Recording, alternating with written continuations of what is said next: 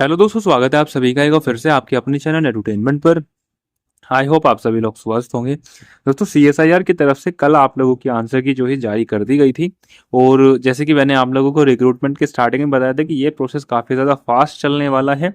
और इतने एक्सपीरियंस के बाद मैंने नहीं देखा कि किसी ने एक दिन के अंदर आप लोगों की आंसर की जारी कर दी हो।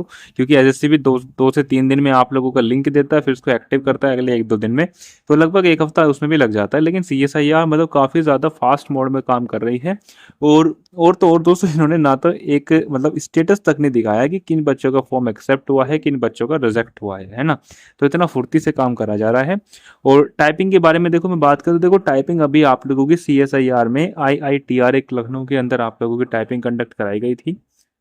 अब मैं टाइपिंग की बात करूँ तो इसमें जो मुझे कैंडिडेट्स ने बताया है, जहाँ तक मेरी बातें हुई हैं कैंडिडेट्स से, उन्होंने एक ही चीज़ बताई है कि एक तो आप लोगों का जो बैक स्पेस था ना, एक तो आप लोगों का बैक स्पेस अलाउड था। दूसरी बात ये कि आप लोगों की जो एग्ज़ाम जो हुआ था वो पेज टू स्क्रीन हुआ था। अब पेज टू स्क्रीन होने से ना काफ़ी ज़्यादा चीज़ें जो है बदल जाती हैं। एक छोटा सा मैं आप लोगों को आइडिया दूँ तो यदि आप लोगों की स्पीड 38 आ रही है तो वो घट के 35 आ जाएगी।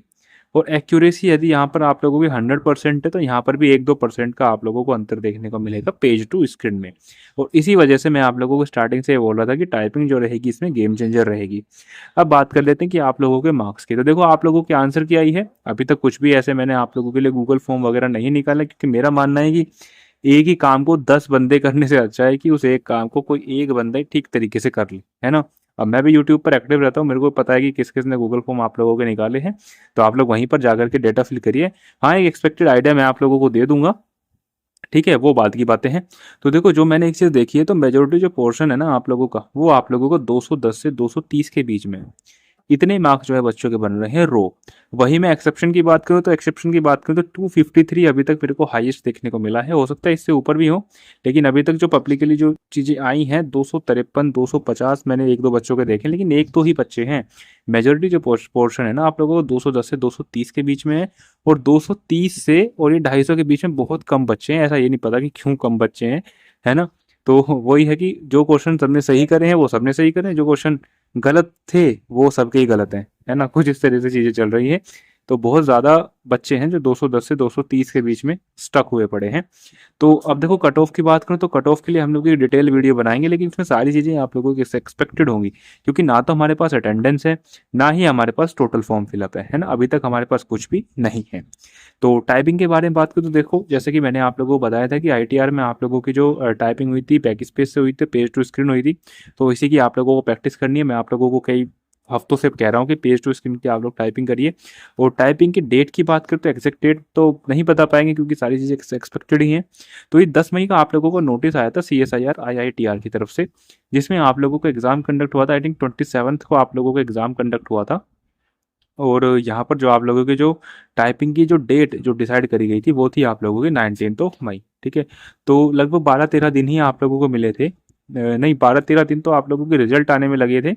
और 12-13 मई को ही आप लोगों का आई थिंक रिजल्ट आया था, है ना। उसका एक नोटिस था, वो मैंने पढ़ा था, लेकिन इसमें मैंने आप लोगों के लिए नहीं लगाया है। वो मैंने आप लोगों को पहले दिखा चुका था। तो उस चीज़ को दोबारा दिखाने का कुछ फ़ायदा था नहीं। तो आई थिंक 12-13 मई को आप लोगों का लखनऊ का रिजल्ट आया था। और ठीक इसके एक हफ्ते के बाद आप लोगों का लखनऊ में ये टाइपिंग टेस्ट जो है कंडक्ट करा लिया गया। तो इतना ही टाइम आप लोगों को देखने को मिलेगा। और आई थिंक इसका एग्ज़ाम भी आप लोगों का ओएमआर बेस्ड था, ऑफलाइन था, है ना। पूरा श्योर नहीं हूँ मैं, लेकिन लगता है कि ऑफलाइन ही आप लोगों को सीएसआईआर आईआईटीआर का आप लोगों का एग्ज़ाम था। तो ऑफलाइन जो प्रोसेस होता है उसमें थोड़ा सा ज़्यादा टाइम लगता है, लेकिन जो ऑनलाइन प्रोसेस होता है वो काफ़ी ज़्यादा फास्ट होता है। अब रिजल्ट की आप लोगों की बात करें तो 24 को आप लोगों का एग्ज़ाम हुआ है। तो आप लोग जून के फर्स्ट वीक में एक्सपेक्ट कर सकते हैं कि आप लोगों का रिजल्ट आ जाए, है ना। 5-10 तारीख के आसपास आप लोगों का रिजल्ट आ सकता है। 5 मई ही आप लोग मान के चलिए, क्योंकि ये काफ़ी ज़्यादा फास्ट चल रही है और इन्होंने सारी चीज़ें ऑनलाइन कंडक्ट कराई हैं। वहीं आप लोगों की टाइपिंग की बात करूँ तो मैंने आप लोगों को स्टार्टिंग से ही बताता चल रहा हूँ कि आप लोगों का जो टाइपिंग टेस्ट है वो मिड जून के अंदर होने की संभावनाएं हैं। 13 से 15 जून के आसपास आप लोगों के टाइपिंग टेस्ट होने की संभावनाएं हैं। और बहुत ज़्यादा बच्चे इसलिए इसमें फेल होंगे टाइपिंग में, क्योंकि ज़्यादा टाइम इन्होंने नहीं दिया है। अब 15-20 दिन ही आप लोग मान के चलिए, इतने टाइम आप लोगों को मिलेगा। तो बस दोस्तों, फिलहाल के लिए इतना ही। आई होप वीडियो आप लोगों को पसंद आई होगी। एक रिजल्ट मैंने आप लोगों को बता दिया, आप लोगों का कब तक आ सकता है, टाइपिंग की डेट मैंने आप लोगों को बता दी। और बच्चों के जो एवरेज यदि हम बात करें तो वो किस इंटरवल पे जो है ज़्यादातर बच्चे पढ़ रहे हैं। ठीक है। तो 3 चीज़ मैंने आप लोगों को बता दी है।